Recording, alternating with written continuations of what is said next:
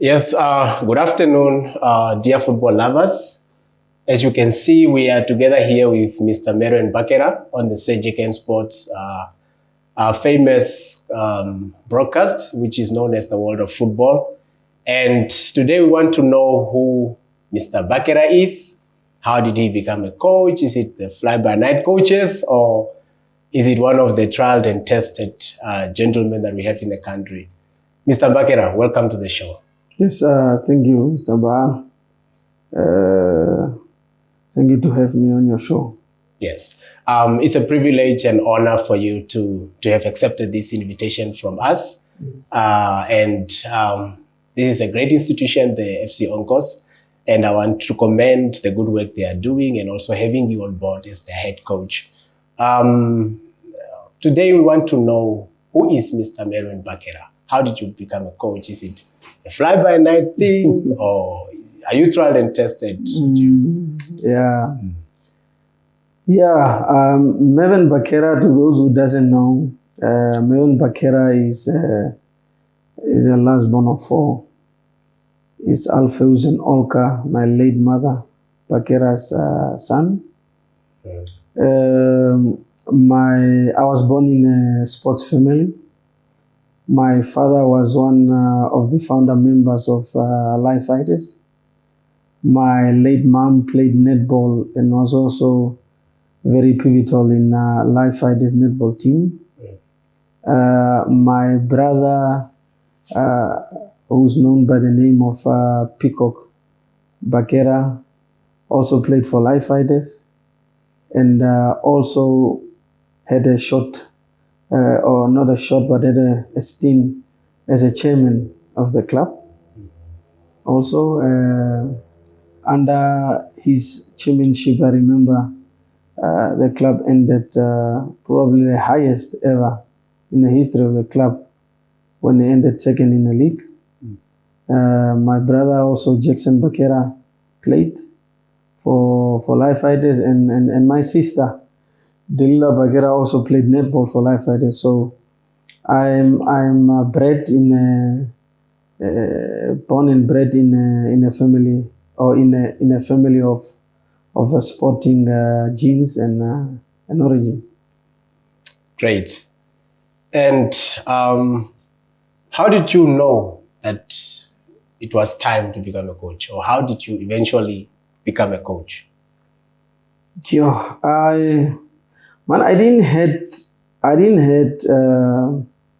Initially I didn't plan to become a coach or to have a career in coaching. But back then, I think 2009, I was playing for a club called Tigers. And I also happened to captain them. And J.K.M, who's part of the women football department, then approached me, because I was a teacher then.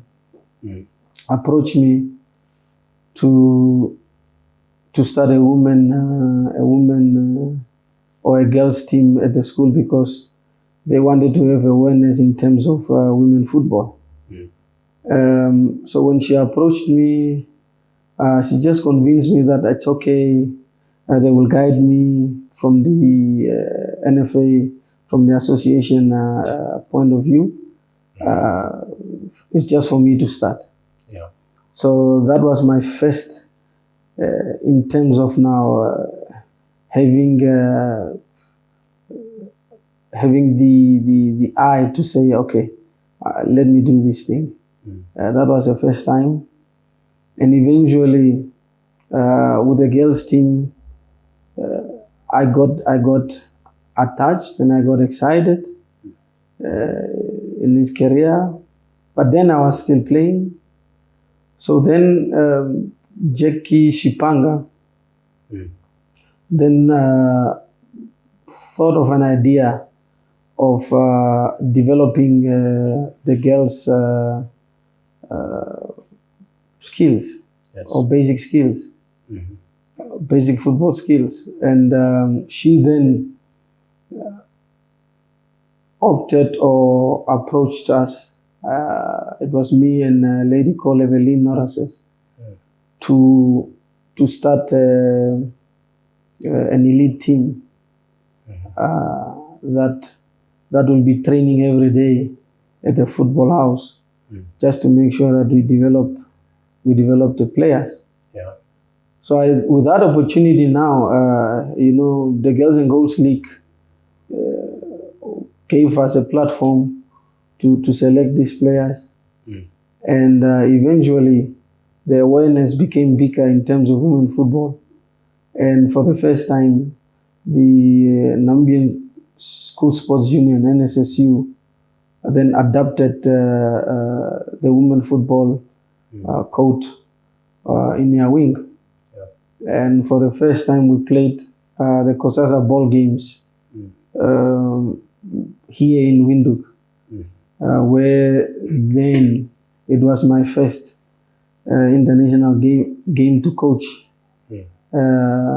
under 13 NSSU, and we won a gold medal. So it was a very historical moment to first participate and win the gold medal. And eventually, with this elite program, then we then started progressing with the girls as the age are also progressing. So from the under 13, we had a very good league, the Girls and Goals League. Yes. So then it was voted the best development league in Africa by FIFA. Then that gave us an opportunity, or it gave us now the ticket to go participate in the best youth games in the world, which is the Youth Olympics, which was held in China, Nanjing. So we already had this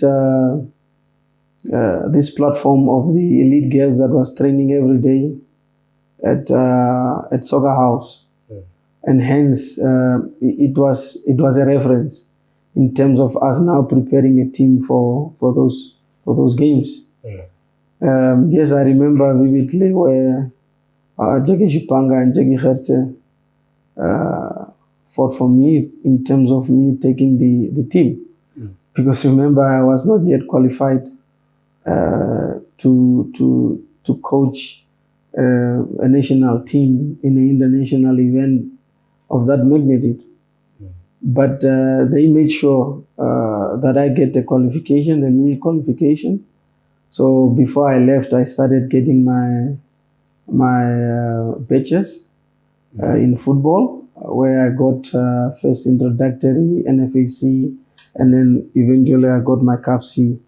Then, but it was not easy. It was not easy because remember I've alluded to it that I was playing for Tigers then, so and a teacher. So it was not an easy thing. Yes. Because my daily routine, if I just have to take you through it, back then was probably I start preparing 6:30. I prepare for the school, and then I teach from 7 to 1 or past 1. Probably 1:30. I then start preparing the school team because it was part of my extramural activities.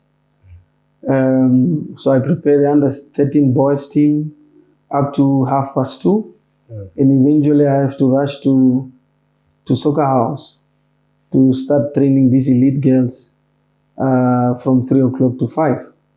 So those girls, it's I think about 60% of them are part of the current gladiators. So and then 5 o'clock, I remember our bus driver called Sam used to stand on spot in time just to pick me up. So there was no time. Just get on the bus. By then I didn't have a car. Just get on the bus, boom, to training from 6 to 8 at Pioneers Park. Eventually, as I said, I didn't have a car. We will drop all those other players that stays in the suburbs because I was staying in Katutura. So I will probably come 9:30, sometimes 10 o'clock, from leaving 6:30 in the morning. Sure. So I usually come back like 10 or 9:30. And that was a daily routine. So eventually we got to go to the Youth Olympics. And we had some preparation matches that we played with the girls here. We played an Okahanja invitational team. We beat them, I think it was 4-1 or something. So we thought we were there. And I'm saying we thought we were there because our first game, we got a baptism of fire. And we lost to Mexico 9-0. It was a first thing for all of us, including the girls, because when the final whistle went, all the girls fell on the ground like dead, crying. And I remember even the Mexico coach had to come help me, motivating and lifting up the girls. I myself, I was also broken, and it was the first time. So those were the first tests that I got, or the obstacles that I got in terms of the coaching career. But I remember, and I will never forget, Jackie Shipanga and Bobby Samaria, because Bobby Samaria then was my coach at Tigers. They used to contact me on WhatsApp to just guide me that, this is football. And then football have those three results. So if you can't take one of the results, then you don't belong in football. So they guided me in terms of saying, recuperate, get back, regroup with the girls. And eventually the next game, it was a much calmer situation, even though we played a very strong team, China. Yes, they scored 10 goals. But because of the maturity a bit that I got now and the advices that I got, I could even also, tell the opponent coach, say, calm down, man.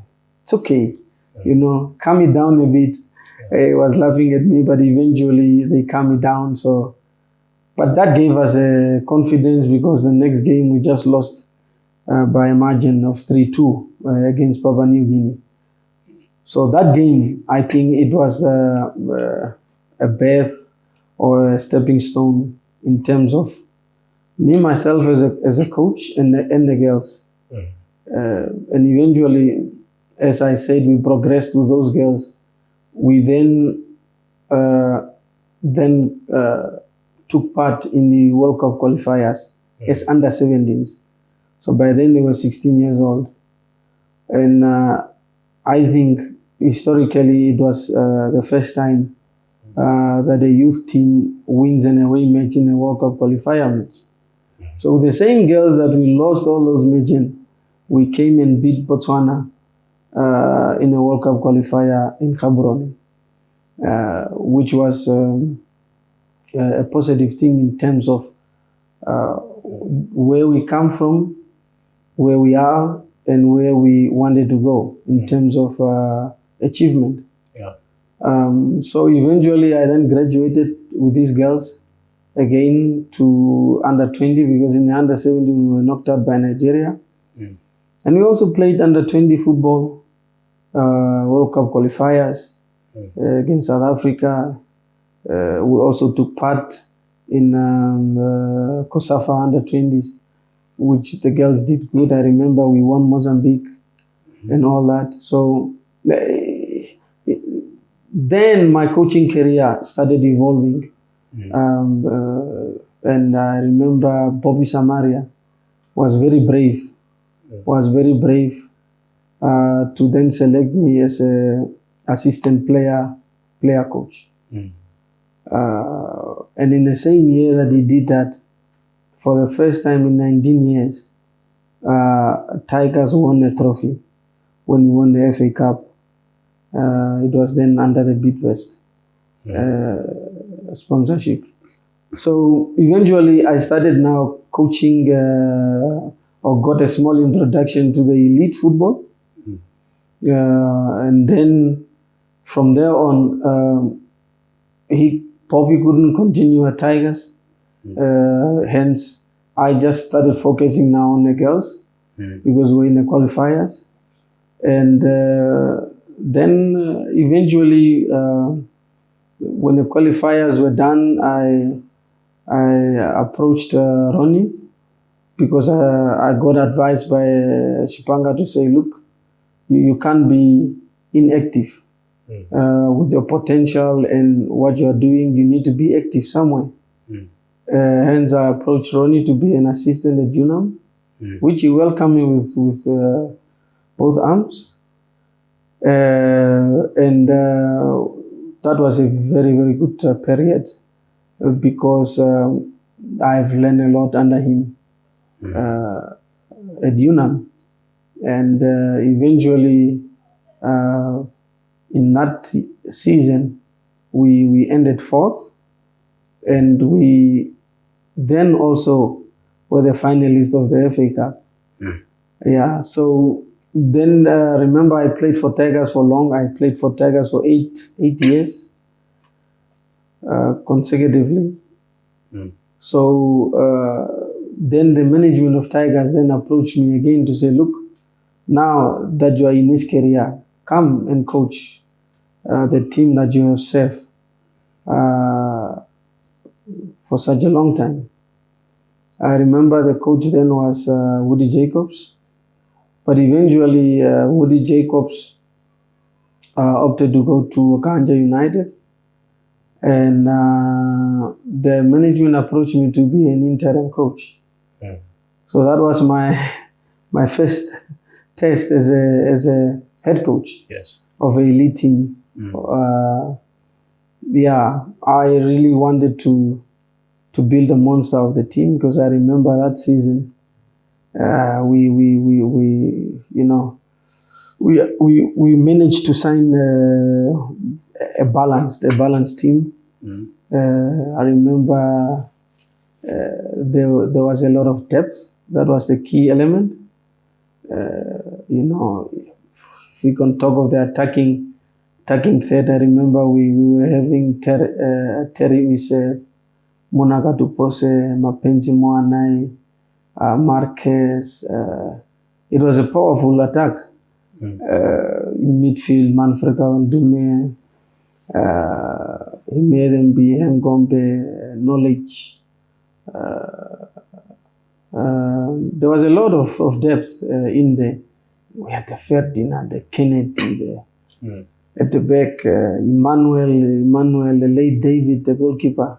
The team had depth, but I think, I'm not sure, there was just a pull and push, especially in the management. So eventually I had to leave because the environment was not conducive.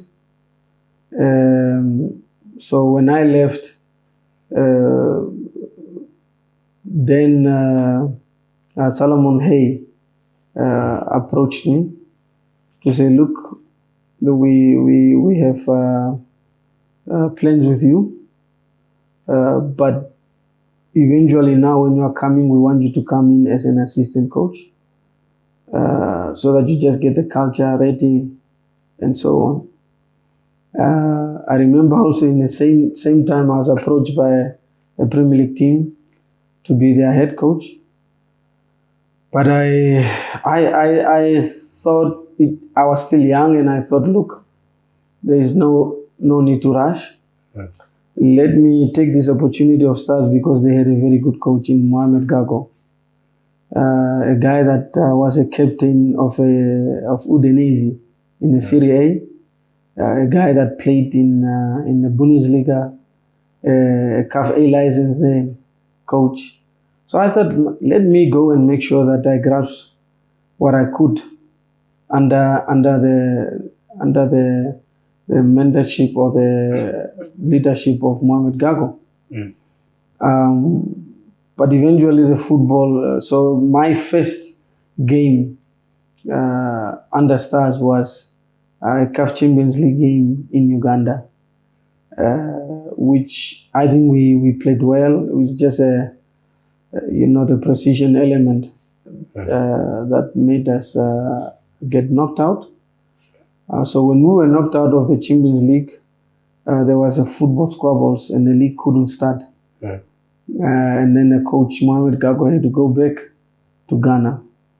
And then again, Salomo asked me to be, just in the interim space for now. And I agreed. But eventually also COVID came in. So it was just a whole controlling environment. And then after COVID, or the early stages of COVID being, the restriction being untightened, the FA came with a transitional league where the management of Stars didn't thought they would want to participate in. So then a lot of players left to go play in the various teams in this transitional league.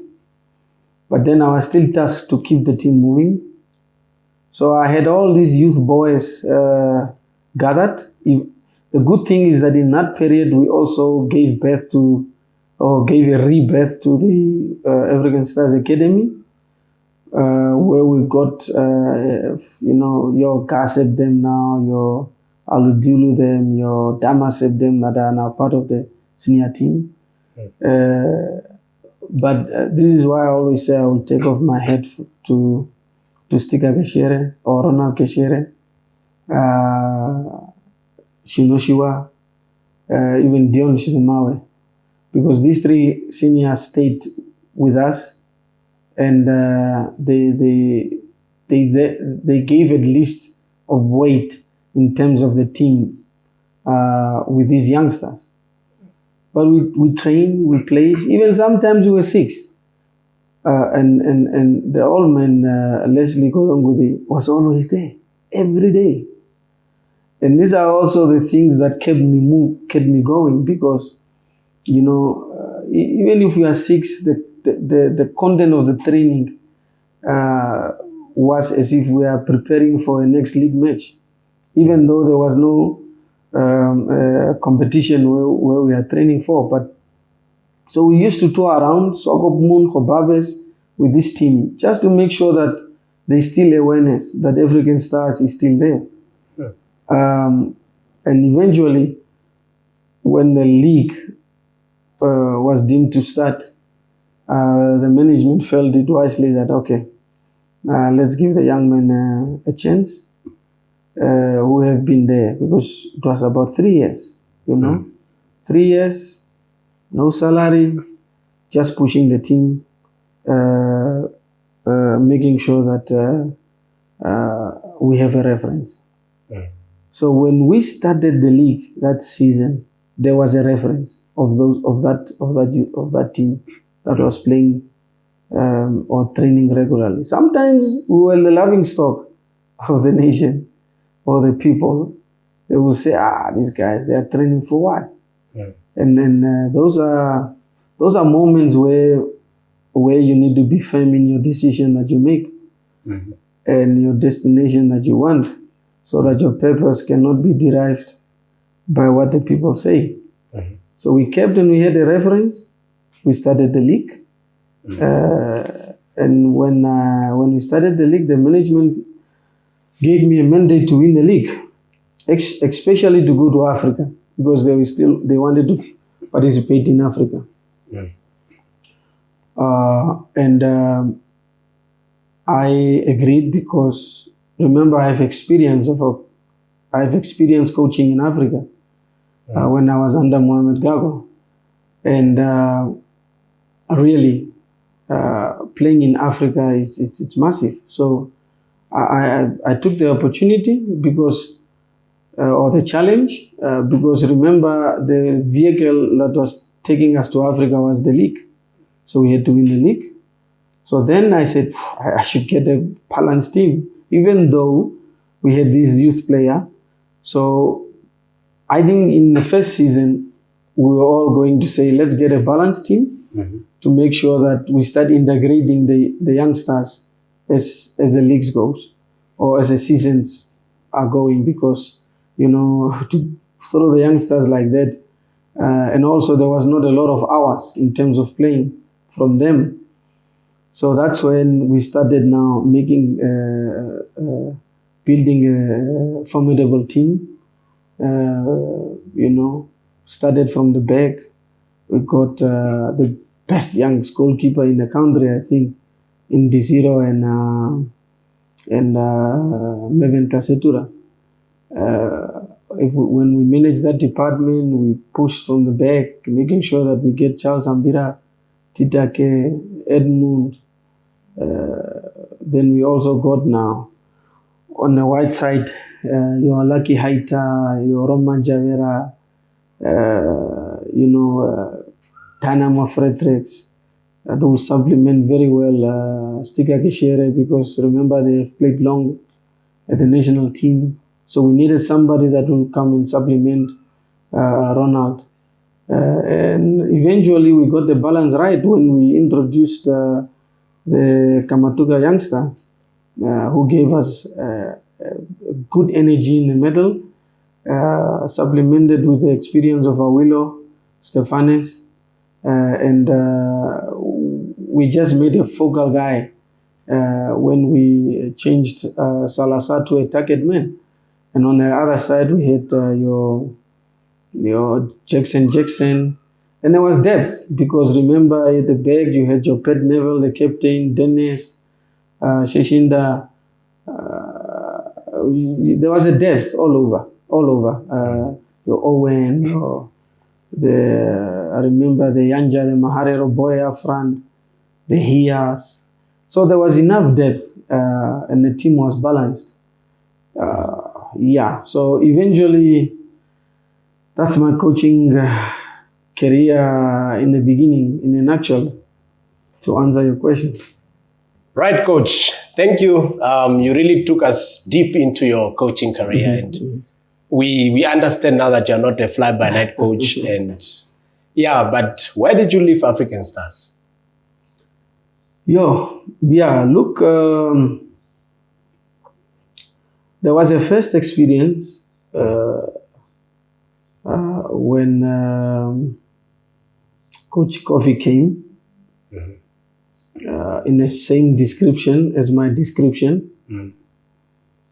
And when the second scenario also happened with Coach Ronnie, based on the first experience, which was not really ideal, I thought it wisely that one will not want to go through this experience again. So eventually, from the team's perspective, they thought they needed to change, but the description was the same, because my first contract, that I had, and a contract which we worked for. Remember, in the first season, the 2022-2023 season, we coached without a contract. Because when we approached the management or the chairman, then Patrick Kauta, he just set me down, and gave me scenarios and guidance, and say, look, because I was a novice coach, nobody knew Meven Bakera then that much in coaching industry, and it's understandable for you. I mean, if you are a leader of the team or a chairman of the team to put your money on a novice coach to win the league. It was understandable, where he advised and said, look, if I'm gonna give you a contract, or if I'm gonna give you guys, the technical team, a contract, then it will be a short term. Would you rather want me to give you a short term, or win the league, and then I give you a lengthy contract that you deserve? Okay, so then we opted for the lengthy one. We had the faith. So eventually, when we won the league, the chairman honored his words and gave me a 3-year contract. And on top of that, and this is why I will always have gratitude towards Patrick Kauta. And on top of that, they then, or let me say African Stars, they then paid for my education in Zambia. Paid for my air tickets, paid for my everything in Zambia. And remember, when I finished my first phase, I remember I wanted to come back, but the Zambian FA refused for me to come back. Not the FA, but the instructors. They advised me to say, no, with your potential, we want to attach you to a club in Zambia, especially in the deep in the swamps called Bauleni. So that's where I was attached. Deep, my friend. I slept in huts for that duration of my internship. So eventually, throughout that stage, African Stars was there for me. So I think it was a good decision in terms of opting for the lengthy one and coaching with faith, because we eventually won the league. I think historically it was the most accumulated points in a 16-man team. And also I became the youngest coach to ever win the NPL. Or the Namibian Premier League. Hence, I will always be gratitude, because if I was not given that platform by African Stars, probably we don't know. The Abmenet will know, but I think I'll give gratitude to the platform that African Stars gave me to be who I am today. So when that came, to come back to your question, I just thought I don't want to go through that experience again. And the job descriptions was the same, and this contract was not changed or terminated. When I engaged the chairman then now, and he told me, no, everything will be the same, you'll be paid, but it's just that we got a new coach now. Yeah, only your role will change, but the contract and my mandate is still the same. So it was just a contradictory moment. And as I said, the first experience, I really didn't want to go that route. So eventually, I was now forced to not stay in that scenario. And then Tigers came. When Tigers came, the chairman, Dicky, called me to engage me when he heard the news. So I took it. And I'm also glad, you should have faith. Because God says, many are the plans in a man's heart, but only my will prevail. 100%. Because He has predestined us before we were formed in our mother's womb. So our destination is already set. It's only the course to the destination where we should now navigate ourselves. So if you don't embrace change, Yeah. you will never reach your destination because change is inevitable. You should embrace change. And that's what I did. And when I went to Tigers, I got another new challenge, which I can't say it now here. But it was it needed bravery, it needed tenacity. And eventually, I think before I left, we formed a formidable team that brought the back, the old fighting, the spirit, the aggression of Ingo Inyama. So I think that was also a learning curve or a platform that should guide me towards my destination in this career.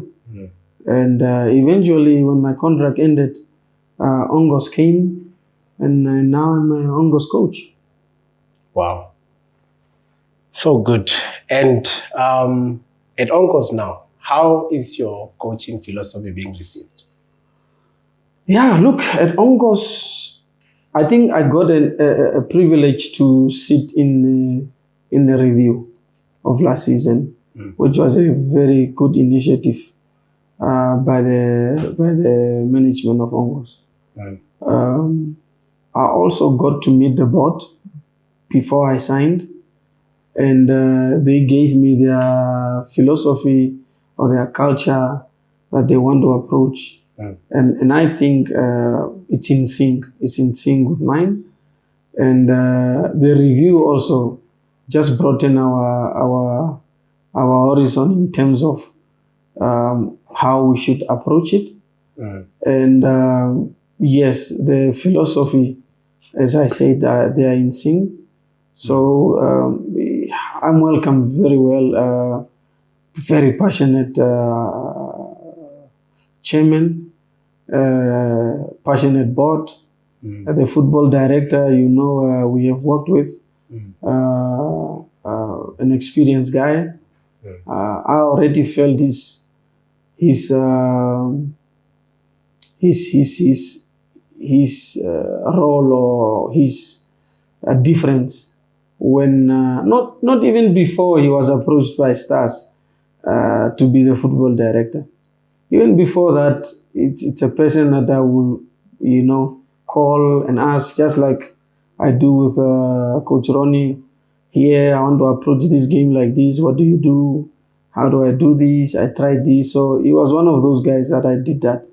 And eventually, when we got to be together at Stars, it was just a good combination in terms of him guiding me and me making sure that I bring my part. And the good thing is he made sure that I myself, and then he took it from there.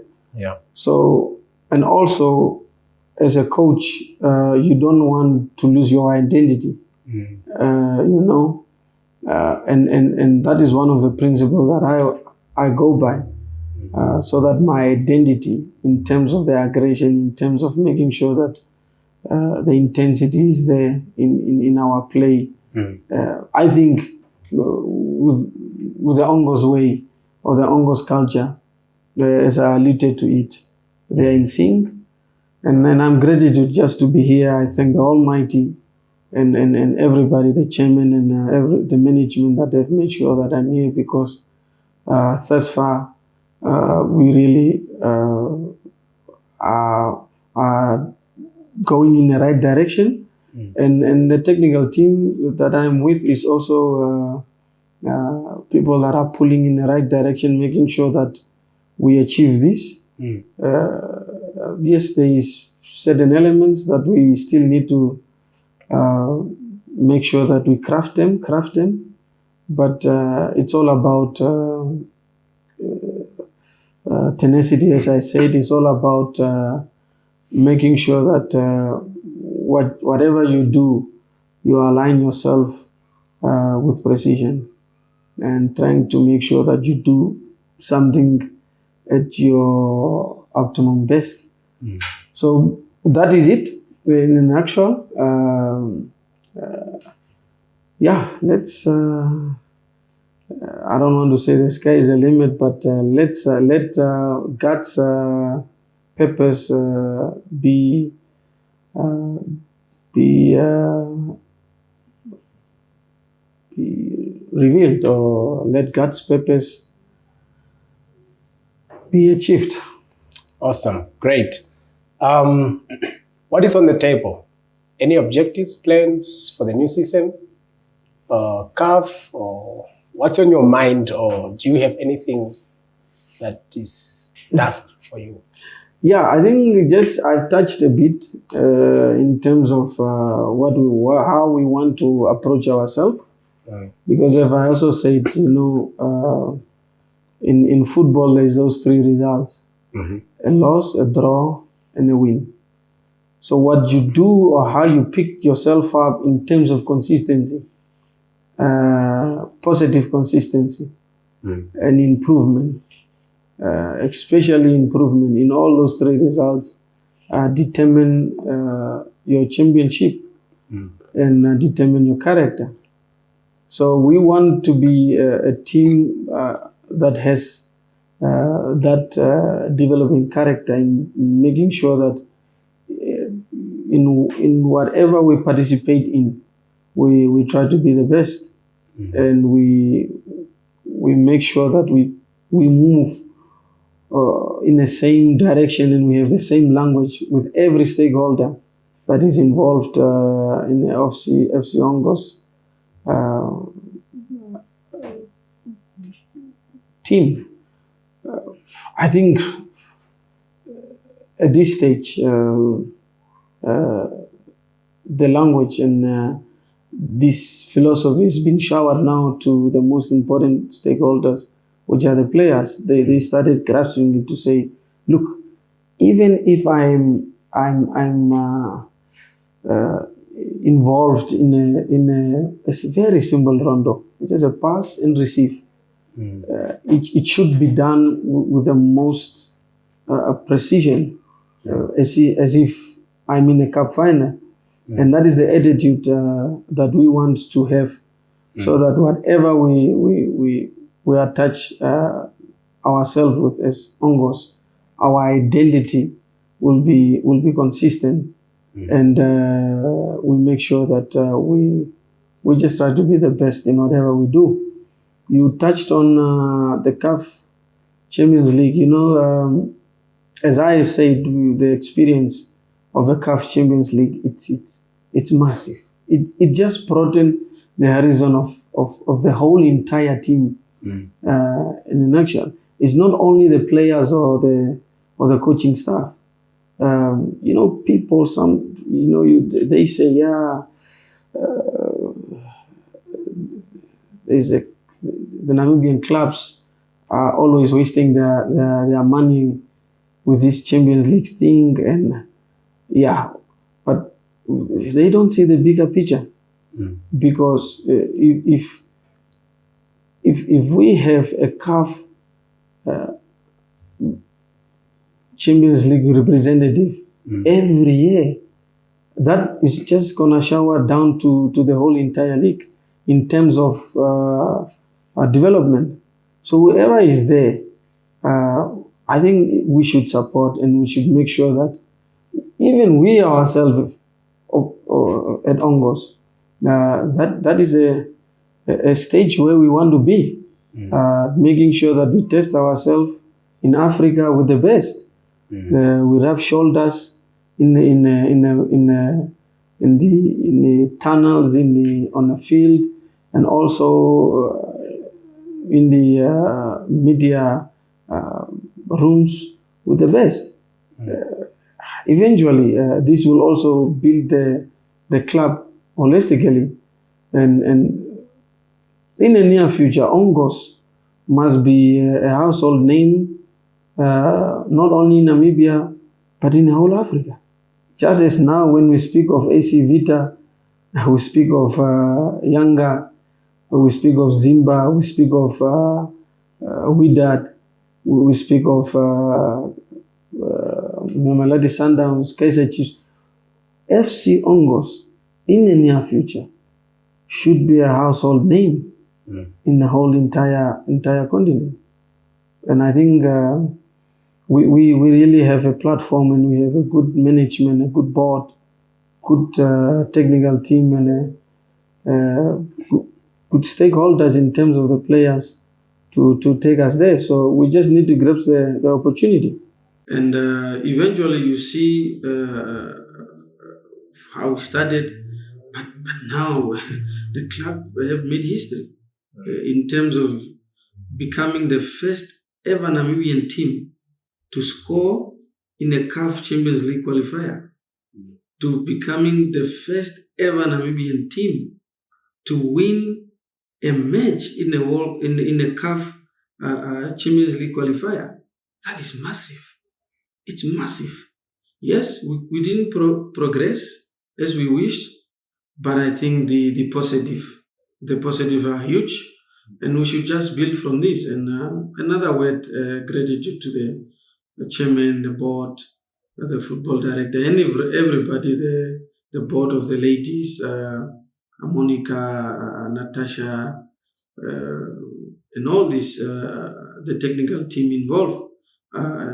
For I just want to wish them a safe return, and to say that we are really proud of them, what they have achieved in terms of the history, because you can't erase history. So good. Thank you, Coach. I think we are at the one that everyone is waiting for now. Signings, like we are speaking of CAF, good platform, good horizontal. But what are the efforts you made? Any new signings? What are you looking at? Yes. I think we started mixing the bit of youth, but youth with good, the elite youth, and a bit of experience, and also we have. Remember, we also have a strategical plan that will eventually will make sure that. Eventually will make sure that we also have some development from our youth structure. So,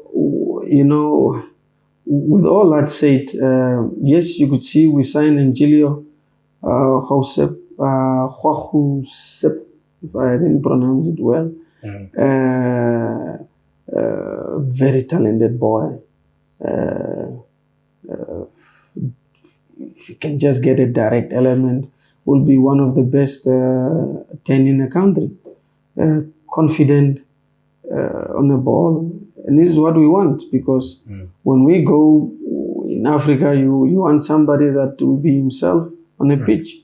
We have Punae Kashimune, who recently is part of the national team. Again, very bold, direct. We have Twadu Toromba, former captain of Hunam, but very young. So we're looking in terms of that youth element. And we recently now got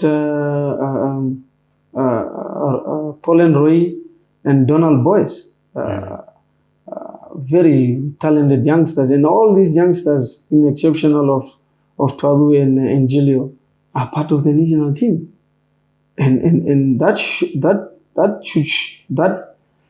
I should give credit, or we should give credit to the board and the football director Ricardo Manetti, making sure that this good quality gets on board.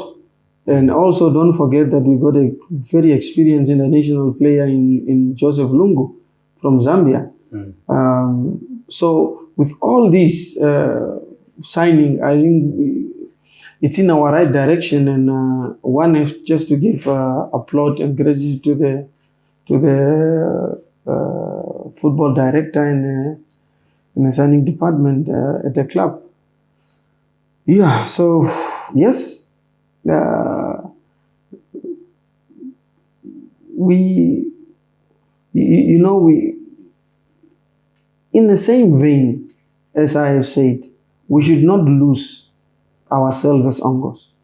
Whoever we sign, we should make sure that come fit in our culture, because FC ONGOS or the setup now is trying to make sure that we produced and we have uh, footballers, Yeah. because there is a difference between a football player and a footballer. Football player, me, I can decide to go play football now at the technical center with the Okroks. But we will not want anybody that just want to decide, I'm just going to play football. But a footballer is somebody that makes sure that he prepares himself or herself towards the game, on and off the field, before and after, whether it's before training, after training, before competition, or after competition. How do you prepare yourself, as a footballer? That is massive to us. That's why we are trying to make sure that we lead that way, because after training, we make sure that we give meals to make sure that we replace the nutrition, so that we build and we make sure that we work with athletes, because a footballer, before he's a footballer, has to become an athlete, and the athlete aspect has to be in the right shape or the right space to make sure that you add the football element. So I think that is the whole holistical view that we want to approach and go, and gratitude to everybody involved with FC ONGOS. Really a good platform indeed. Great. Right. Coach, at this point, I would like to say, what are your final words to the ONGOS family? What do you want to say to your people, and we call it a day? Yeah, no, the ONGOS family have been there. I don't know, my sister Monica is always saying 5+1 supporters, something like that. So eventually, I think the 5+1 supporters have shown the support thus far at the club. So continue showing that 5+1 support, making sure you push the boys over the line. And the whole board, the whole management are behind us. So my final words is just a word of gratitude, and also to make sure that please keep on pushing, and to the whole entire country, or to everybody out there, is just that we also thank you in terms of trying to support this project, ONGOS project, and eventually one day, very soon, ONGOS FC will make you proud in terms of trying to achieve what we want to achieve in terms of short-term goals and long-term goals, because it's massive. It's massive. The chairman is a very visionary person. You see, we all know the awareness of the stadium, and also on the ground itself, you see how we want to achieve things, or how they want to achieve things. And really, I'm just happy, and I give gratitude to the Almighty to be in this space, and with His grace, we should really obtain our objectives, short term and long term, in the near future. Thank you. Wow. Thank you, Coach Mr. Merun Bakera. It was really an honor and a privilege speaking to you from the J.K.M Sports. We are grateful together with our followers, and thank you. Thank you so much for your precious time that you shared with us. Yeah, thank you. And from say J.K.M Sports, I also wish you all the God's grace and blessings, so that your sports agency grow in leaps and bounds. Yeah, thank you for having me. Thank you. Blessings.